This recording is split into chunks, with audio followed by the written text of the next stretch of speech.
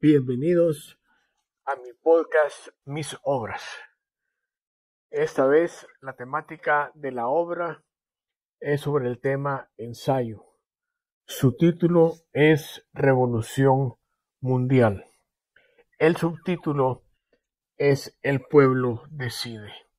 Y esta vez narraremos un apartado del capítulo 16 que se llama América Latina.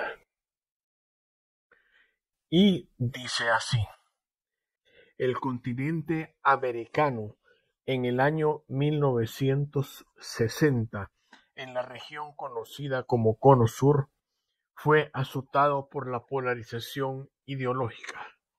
Los pueblos argentinos, chilenos y uruguayos se mataron entre hermanos, acusándose sus ciudadanos de ser capitalistas o comunistas. En ese entonces, viajar de Centroamérica al sur de América era problemático. Debías viajar primero al norte, a los Estados Unidos, y desde allí volar de nuevo al sur. Esto no era casual.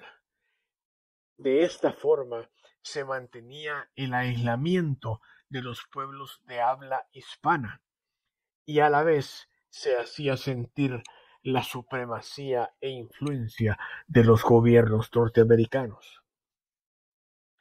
El estar al corriente de las ocurrencias de las naciones y países latinos como México, Argentina, Uruguay, países centroamericanos, con quienes podías comunicarte en la misma lengua, en ese entonces estaba controlada por las conocidas franquicias de agencias noticiosas, entre las que destacan el estar al corriente de las ocurrencias de las naciones y países latinos, México, Argentina, Chile, Uruguay y países centroamericanos, con quienes podías comunicarte en la misma lengua. Entonces estaba controlada por las de agencias noticiosas conocidas como Agencia France Press, F en España, Reuters en el Reino Unido, Wolf en Alemania, ANSA en Italia y Associated Press en Estados Unidos. Todas estas agencias de cobertura mundial, las que proveían de noticias a los medios locales de prensa en los distintos países. Es decir, nuestros periódicos eran sólo el eco de lo que desde Occidente deseaban que aceptáramos como verdad. Quien ha tenido la oportunidad de viajar al sur de América ha podido apreciar cierto atractivo de América Latina, que lastimosamente no ha sido explotado, pues sus líderes han permitido que se les mantenga divididos, sometidos a prácticas corruptas, políticas aislacionistas, polarizantes, de desestabilización, obedeciendo a los dictados por los gobiernos que se suceden en la Casa Blanca. Algo debía cambiar.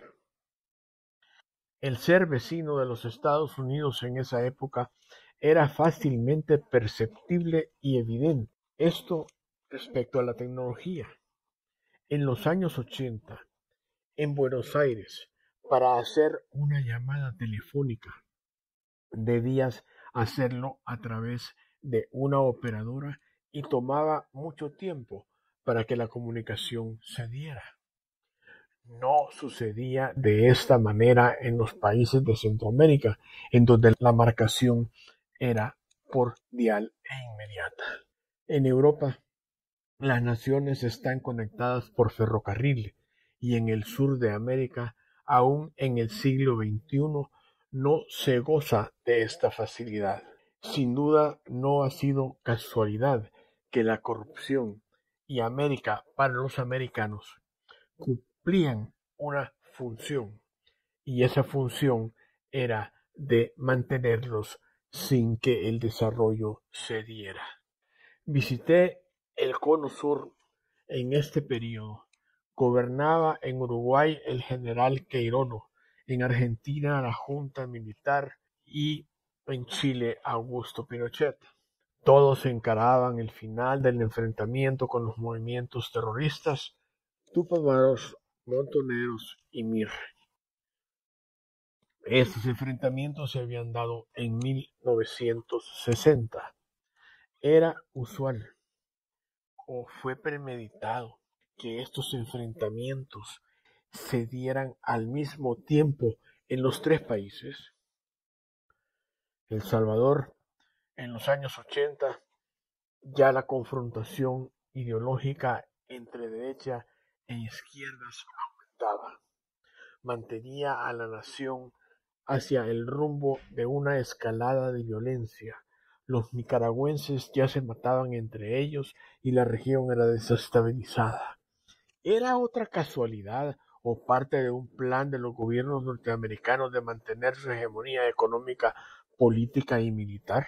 El que fuera un plan preconcebido entonces no era creíble, pero sí lo es ahora en el siglo XXI.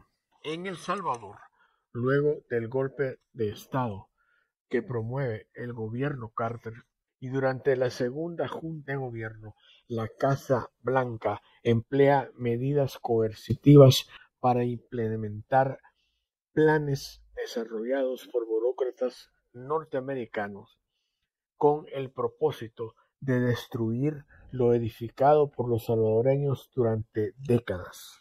Directrices socialistas continuaron ejecutándose en El Salvador durante el gobierno del derechista republicano Ronald Wilson Reagan. Las reformas que debió cumplir el gobierno salvadoreño incluyeron la expropiación de tierras, una fallida reforma agraria que paralizó la producción agrícola del país. La estatización de la banca, que era antes privada, pasó a manos del gobierno, profundizando el caos y dando paso a la fuga de capitales hacia el suelo norteamericano. Y además, las exportaciones pasaron a ser exclusividad del gobierno salvadoreño.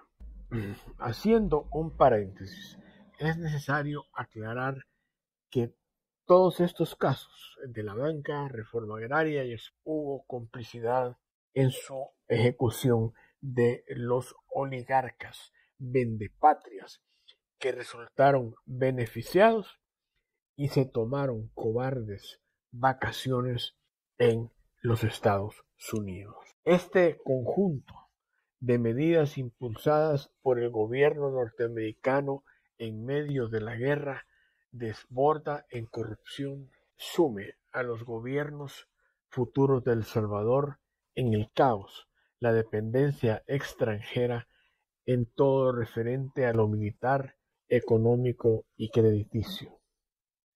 Así se desarrolla la situación en América. Por su atención, gracias. Próximamente estaremos con ustedes llevándoles otros podcasts con obras de el autor Ernesto Panamá. Hasta pronto.